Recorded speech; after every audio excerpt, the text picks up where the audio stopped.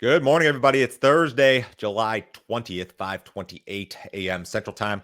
Higher trade again in the grain markets this morning. December corn futures up 4.25 at 5:57 last trade. November soybeans up 2.5 at 14.11 and a quarter. December Chicago wheat up 2 cents at 7:47.5, way off the overnight highs. December Kansas City wheat up 6 at 8:78.5. December spring wheat up 11.25 at 9:17.25. We had some pretty phenomenal price action in the wheat market yesterday. Why don't we start there?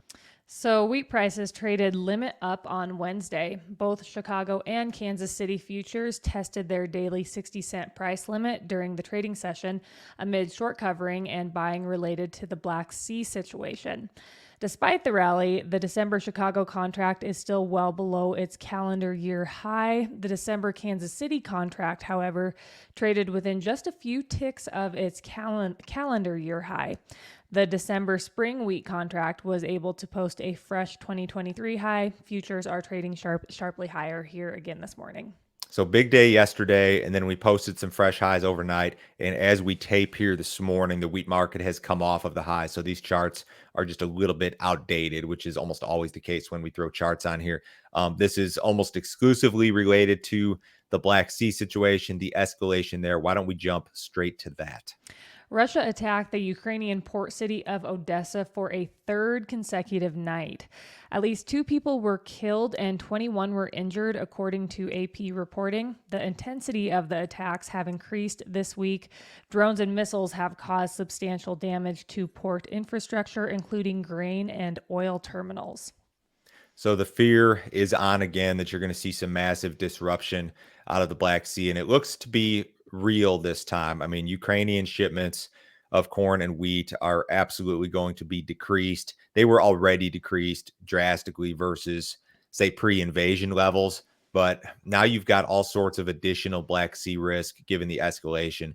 Not only are Ukrainian shipments at risk here, but maybe you could make the argument that if it gets bad enough, Russian shipments are at risk. I've got a chart here I'm going to show you guys in a second regarding some of the export projections that USDA has out there. Let's get to this next one.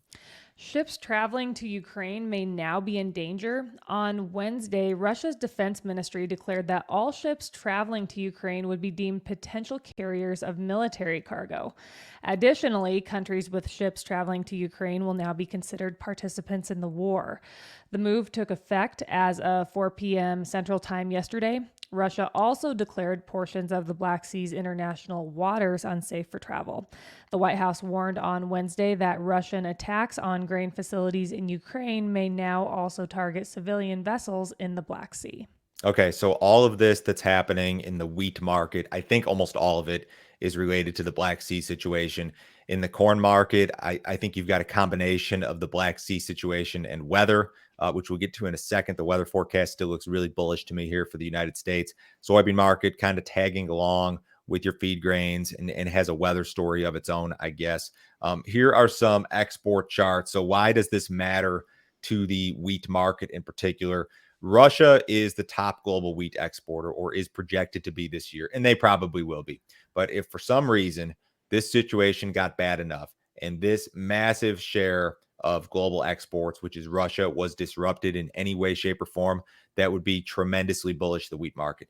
Ukraine is down here, 10.5 million metric tons projected in terms of exports for this current marketing year. So they're not as big of a player as they were. I think they were doing like 24 million prior to the invasion. Don't quote me on that. It's somewhere in that neighborhood.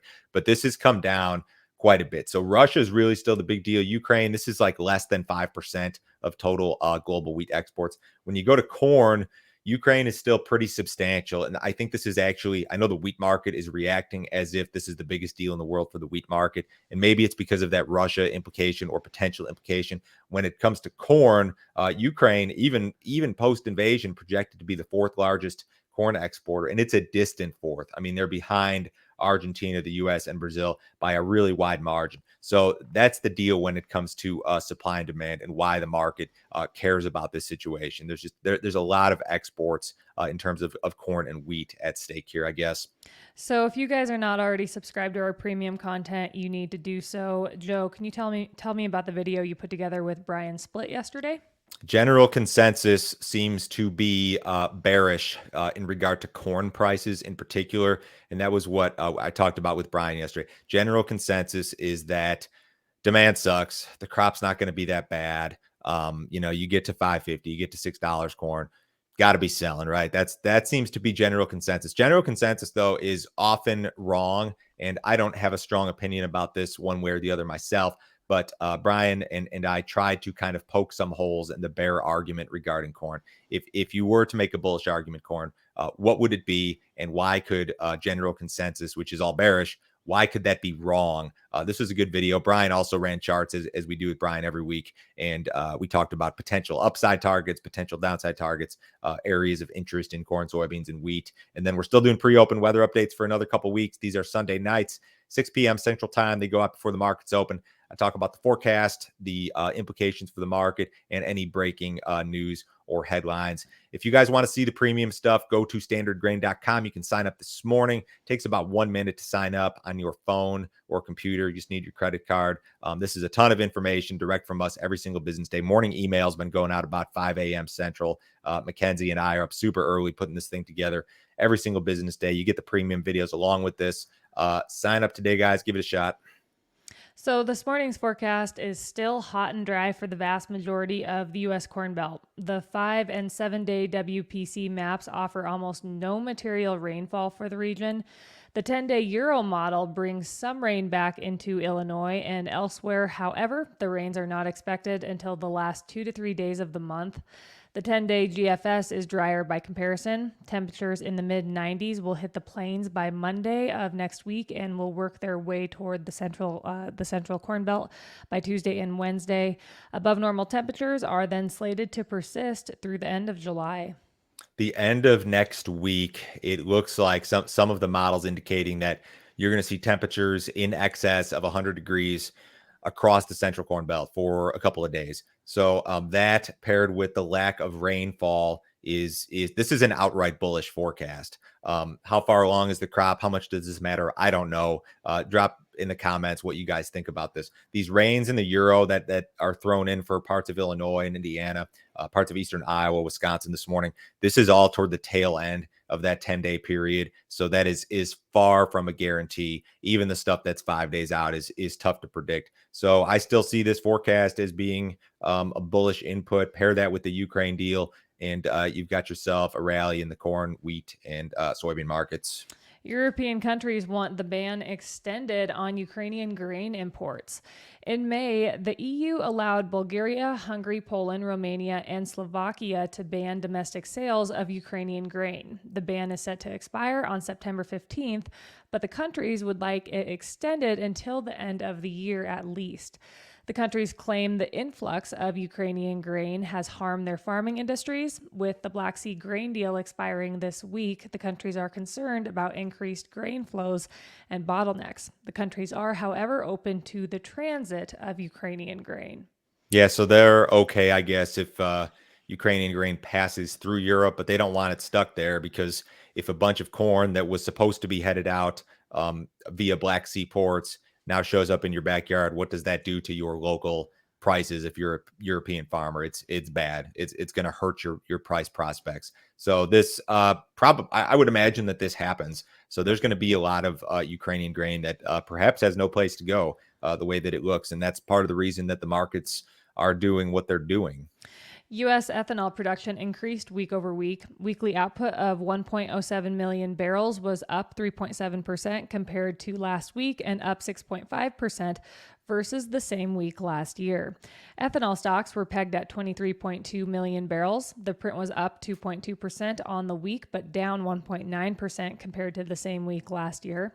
Implied gasoline demand increased 1.1% compared to last week and was up 9.8% versus the same week last year.